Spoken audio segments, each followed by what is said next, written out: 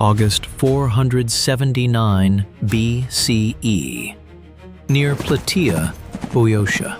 On one side stands Mardonius, with the largest Persian army still in Greece, around 120,000 men, including infantry, cavalry, archers, and Greek allies still fighting for the empire. On the other stands the largest Greek coalition ever assembled on land against Persia, perhaps 70,000 men, led above all by Spartans and Athenians. If the Persians win here, Greece is finished. The last united resistance collapses, and the Greek world is left at the mercy of the Persian Empire. The problem is that the Greeks are already fighting this battle from a weakening position. The Persians control the open ground with cavalry. They can ride in, throw missiles, harass exposed units, threaten movement, and pull back before the Greek infantry can force close combat. They can pressure supplies. They can disrupt communication. And now the Greek position is getting worse. Their access to water is no longer secure. And it is a coalition army, harder to coordinate, slower to react, and more vulnerable to confusion under pressure. Pausanias commands the Spartan side of that alliance. Aristides stands with the Athenians, and both men are facing the same reality. The longer this army stays pinned in a bad position, the more the battle begins to favor Persia. This is the field where Persia can finish the conquest of Greece. And by the end of this video, you will see how that pressure pushed both armies into the decisive battle of the Greco-Persian Wars. From the Persian camp, Mardonius watches the Greek ridge through drifting dust. An officer beside him points toward the Spartan line. Should we send the infantry? No. Send the cavalry first. The horsemen move out in waves across the plain, not charging straight in, circling, testing, closing just far enough to throw arrows and javelins before wheeling away again. The pressure builds near the Megarian position first. That part of the Greek line sits exposed on open ground with little cover against cavalry. Persian riders begin cutting across the flank almost at will. Arrows slam into shields. Javelins hit packed formations. The Megarians try pushing forward, but the horsemen are already gone before contact comes. A wounded messenger breaks from the line and runs toward the Athenians. We need archers! Athenian archers move forward to stabilize the flank. Soon the entire sector disappears into noise and dust. Persian cavalry circling, Greek arrows returning fire, men shouting through clouds of dirt kicked up by horses. And in the middle of the chaos, a Persian commander named Mecistius rides too close to the line. An arrow strikes his horse. The animal rears violently and throws him into the ground. Greek soldiers rush him before he can stand properly. Mecistius fights back hard. Several blows glance off his armor without killing him. The Greeks crowd tighter around him. One soldier finally drives a spear through a gap beneath the scale armor. Mecistius collapses. And for a moment, the fighting slows. Persian cavalry begins pulling back from the ridge. The death of one of their most respected commanders sends a visible shock through the line. Across the Greek position, the reaction is immediate. Shields slam against spears, men shouting in celebration. For the first time at Plataea, the Greeks have proof that Persian cavalry can be resisted. But from the camp, Mardonius remains calm. Because tactically, very little has changed. The Greeks still hold the ridge, still depend on vulnerable supply lines, still cannot safely descend onto the plain. And the longer they remain there, the more the battlefield continues to favor Persia. After the death of Mecistius, the battlefield settles into a tense silence. Neither army attacks. The Greeks remain on the ridge. The Persians hold the plain below. An officer studying the ridge beside Mardonius says quietly, They still won't come down. Then we make sure they can't stay there. Then the cavalry starts appearing everywhere, not in one great assault, in small groups, along roads, near supply routes, around the edges of the Greek position. The cavalry stops hunting only soldiers. Now it starts hunting wagons. A supply convoy moving through the passes of Cathiron suddenly comes under attack before reaching the camp. Mules collapse under arrows. Wagons overturn in the road. Drivers abandon supplies and flee into the hills. From the ridge, Greek soldiers watch smoke rising in the distance. Then messengers start disappearing. Foraging parties stop returning. Every road below the ridge now has Persian cavalry somewhere on it. And eventually, the pressure reaches the Gargaphia Spring. At dawn, a group of Greek soldiers arrives carrying water jars. Then they stop. Persian horsemen are already inside the spring, horses trampling through the water, archers watching the approaches, mud spreading through the basin. One of the Greeks stares at the spring for a moment, then turns back toward the ridge. We can't use it! By now, the army has been under pressure for days. Little water, failing supplies, no safe route off the ridge without crossing ground controlled by cavalry. Men are not dying in one catastrophic attack. The position itself is dying, and everyone in the Greek camp can feel it happening. That night, Pausanias gathers the allied commanders. The atmosphere inside the council is exhausted and tense. Officers arrive carrying reports from the roads, others still covered in dust from cavalry attacks near the spring. There's no water left on the ridge. And every road below us belongs to Persian cavalry. No one argues. Outside the tent, thousands of soldiers are already sitting thirsty in darkness. Pausanias studies the map spread across the table, then points south toward Plataea. We move here, near the island. Better ground, better water. Aristides nods once. It keeps the army together. Then we move tonight. The decision spreads through the camp almost at once. Pack the lines, quiet the fires, prepare to withdraw before dawn. This is not retreat. We fight again tomorrow. But even he understands how dangerous this movement is about to become. This is not one army. It is Spartans, Athenians, Corinthians, Megarians, dozens of contingents with different officers and different instincts. And now, all of them have to move silently across open ground in darkness while Persian cavalry waits somewhere beyond the ridge. One delayed column, one wrong turn, one unit losing contact in the dark, and the entire line could come apart before morning. Still, the order goes out. Move tonight. The withdrawal begins after midnight. The center moves first. Torches disappear into the darkness below the ridge as thousands of men begin marching south. At first, the movement stays organized. Then the line starts drifting. The center keeps marching farther than it is supposed to, past the regroup point, past the fallback position, all the way toward Plataea itself. Messengers sent to stop the movement struggle to find the columns in the dark. By the time anyone realizes what is happening, the center is already scattered and out of contact with both wings. On the left, the Athenians stand waiting for orders that arrive late or contradict each other.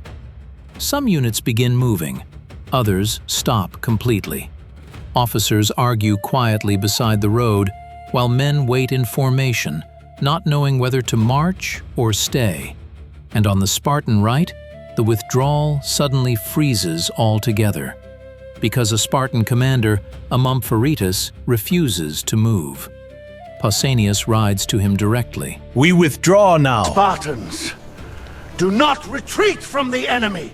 This is not retreat. We hold the line! Amompharetus points back toward the Persian campfires burning across the plain. Time disappears while they argue. Behind them, the rest of the Greek army is already drifting apart in darkness. Eventually, Pausanias gives the order for the Spartan column to move without him, hoping Amompharetus will follow once the line begins leaving. At the last possible moment, he finally does, almost too late. By the hour before dawn, nobody on the ridge can see the full Greek line anymore. The center has marched too far south. The Athenians are stalled. The Spartan right is moving separately across the plain. And from the Persian camp, the movement looks exactly like collapse. At sunrise, Persian scouts arrive almost immediately. The ridge is empty! What? Mardonius rides forward to see it himself. The Greek position that held for 11 days is breaking apart across the plain, dust rising from moving columns, units no longer aligned with each other. An officer beside him smiles. They're retreating. For days, the seers had warned against a direct attack. Every morning the answer had been the same: wait. One of the officers reminds him carefully, The omens still warn against pursuit. but Mardonius keeps watching the Greek withdrawal. Then he sees something critical. The Spartans are separated from the Athenians. The center is nowhere near either wing. The Greek line is no longer a line. He makes the decision instantly. They are breaking! Advance! The cavalry moves first, not probing anymore, charging. Horsemen race across the plain trying to reach the Spartan column before it can reform near Plataea. Behind them, the Persian infantry begins moving forward at once.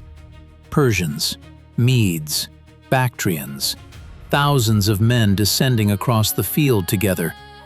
For 11 days, the battle had been pressure.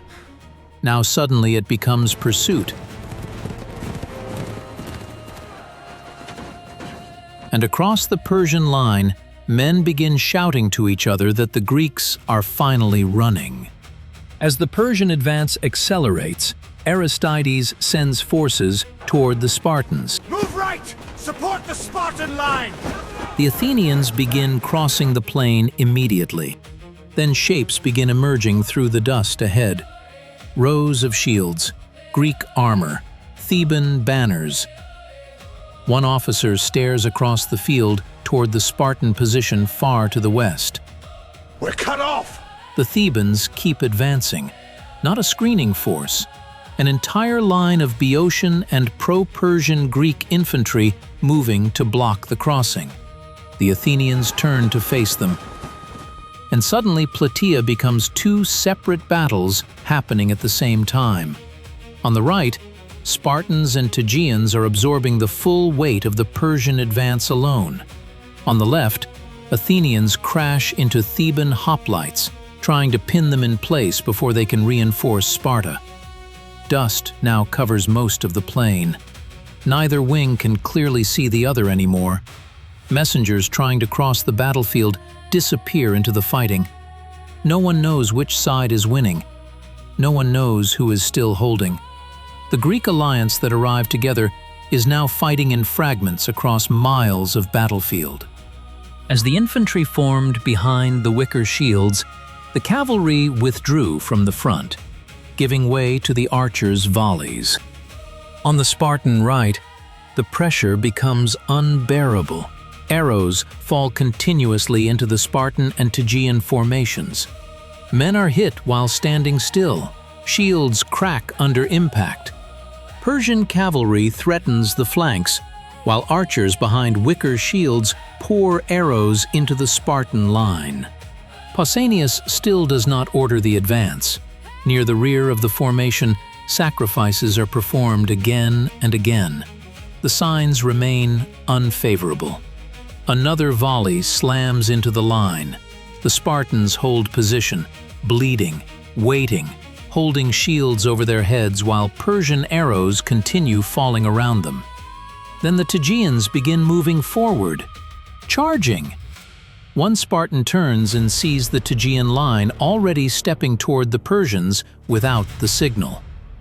At almost the same moment, Pausanias performs another sacrifice. This time, the omens change. The order finally comes. The Spartan line surges forward, not sprinting, not screaming. A controlled wall of bronze and shields driving across the last stretch of open ground. Persian archers keep firing until the Spartans are too close to draw properly. Then the distance disappears. Shields collide. Spears punch into packed formations. Broken shafts vanish beneath pushing bodies. Now men are fighting face to face in dust so thick, entire sections of the battle disappear inside it. The Persian line bends backward. Men keep fighting even as the front ranks begin dying where they stand. Still the Spartans keep pushing, step by step, driving the Persian center backward across the plain. In the center of the fighting, one figure keeps appearing through the dust, a black horse. Mardonius. He is close enough to the front that Persian troops can still see him directing the battle in person. The fighting around him becomes some of the hardest on the field. Spartans pressing forward, Persian guards trying to hold the center together. Then suddenly, the black horse disappears. At first, almost nobody understands what happened, but the reaction spreads quickly. Mardonius fell.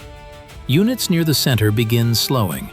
Some Persian soldiers start looking backward toward the camp instead of forward toward the Spartans. Officers begin shouting conflicting orders. The line starts losing shape. What had been a steady Persian advance begins folding backward in sections. At the same time, on the opposite side of the battlefield, the Athenians are still fully engaged with the Thebans and Boeotians. The fighting there is brutal. Shield against shield, Greek against Greek. Neither side breaks for a long time. Then gaps begin opening in the Theban line. A few men fall back. Then more. Soon, entire sections are retreating toward Thebes. And almost simultaneously, both Greek wings begin pushing forward at once. The Spartans break the Persian center. The Athenians break the force trying to hold them in place. Only now does the battlefield begin turning from survival into victory. The surviving Persian troops run for the fortified camp. Thousands of men pour through the entrances almost at once. Inside the enclosure, officers try desperately to reform units behind the walls and wagons. For a moment, the defenses hold. The Spartans reach the perimeter first, but struggle to force their way through the barricades. Missiles continue flying from inside the camp, then shouting erupts near one section of the wall. The Tegeans have found a weak point: wood splinters. Part of the barricade collapses inward. Greek troops begin forcing their way through the opening. The fighting spills inside immediately. Now the enclosure becomes chaos. There is almost no room to maneuver. Persian soldiers trying to retreat crash into troops still trying to fight. Men are trapped between wagons, walls, and bodies, with nowhere left to move. Then the Athenians arrive at another section of the perimeter and break in from a second direction. Panic starts spreading through the camp. Some Persian troops keep fighting. Others try climbing over the barricades to escape. Many are simply crushed inside the enclosure as the Greek attack closes from multiple sides.